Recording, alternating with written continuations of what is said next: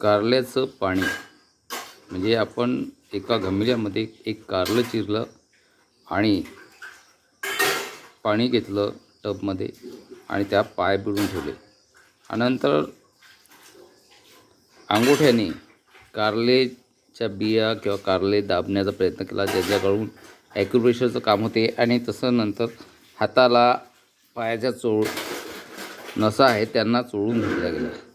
म्हणजे या रीतीने आपण आपलं पायाचं ब्लड सर्क्युलेशन करू शकतो. आणि शुगरवाल्यांना जे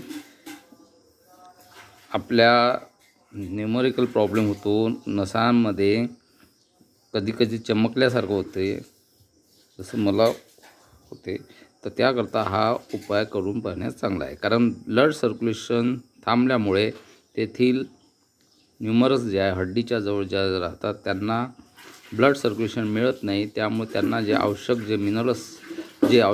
जे घटक असतात रक्तातून त्यांना मिळतात ते मिळत नाही, ते उपाशी राहतात. त्यामुळे आपल्याला कधी चमकल्यासारखं वाटते किंवा अंगोठ्याजवळ कडक वाटते. तर हा उपाय करून बघण्यास काही हरकत नाही. यामधून कोण नुकसान तर होणार नाही आहे. फक्त आपला 15-20 मिनिट या रीतीने अर्धा तासपर्यंत देऊ शकतात. धन्यवाद.